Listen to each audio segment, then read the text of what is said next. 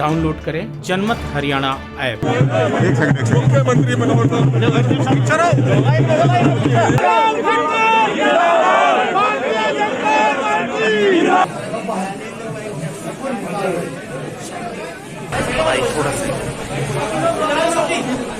Hello, मैं घरोंडा विधानसभा के इस कैमला गांव में आया हूं। आपको ध्यान में है कि वर्ष भर पहले इस गांव में मुझे आना था, लेकिन जैसी परिस्थितियां बनी आपको सबको मालूम है, उन परिस्थितियों के कारण से यहाँ मेरा हेलीकॉप्टर उतर नहीं सका।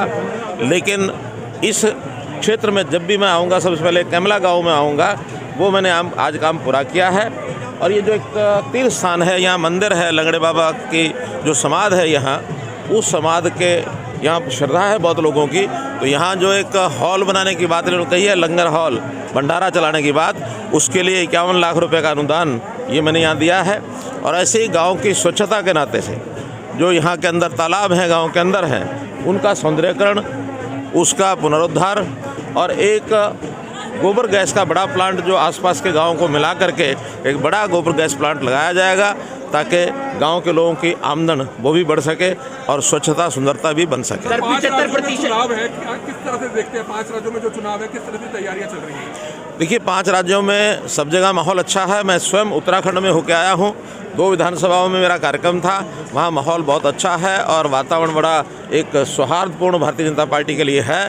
मैं समझता हूँ कि भारतीय जनता पार्टी की उत्तर प्रदेश में, उत्तराखंड में, मणिपुर में सरकारें बननी निश्चित हैं। पंजाब में भी हम अपनी अच्छी उपस्थिति दर्ज कराएंगे और हो सकता है कि कुछ समविचार लोगों को साथ लेकर के हम वहाँ सरकार बनाने में भी कामयाब हो जाए। 75% का जो कानून आपकी सरकार ने बनाया था, जिसपे कहा था कि हाई कोर्ट ने रोक लगा दी है, दुष्यंत चौटाला का ट्वीट आया है कि हम लड़ाई लड़ेंगे। निश्चित रूप से आखिर हरियाणा के युवा के रोजगार के लिए हम लगातार प्रयत्नशील हैं। तो ये जो 75% का जो कानून यानी हाई कोर्ट ने जिसके ऊपर स्टे दिया है, अभी केस वहाँ चलेगा, हम मजबूती से उस केस को लड़ेंगे। और वैसे ऐसा उदाहरण पहले भी है, यानी हाई कोर्ट ने जिसके ऊपर स्टे दिया है, अभी केस वहाँ चलेगा, हम मजबूती से उस केस को लड़ेंगे। और वैसे ऐसा उदाहरण पहले भी है, जब हमने एक बार पढ़ी लिखी पंचायतों का कानून बनाया था, हाई कोर्ट ने उस पर स्टे लगाया था, उसके विपरीत निर्णय भी दिया था। हम सुप्रीम कोर्ट में जाके और उसको अपहेल्ड करा के लाए थे और वो अपहोल्ड हुआ और बाद में वो लागू हुआ। इसी प्रकार मैं मानता हूं कि ये 75% वाला जो कानून है, इसमें भी हाई कोर्ट की लड़ाई लड़ेंगे। आवश्यकता पड़ेगी तो फिर बाद में सुप्रीम कोर्ट भी। राहुल गांधी ने संसद में बयान दिया है कि ये जो न्यायपालिका है, चुनाव आयोग है, पेगासिस है, उसके जरिए लोगों को दबाने का प्रयास किया जा रहा है और सरकार गरीब और अमीर 2 भागों में बांट रही है।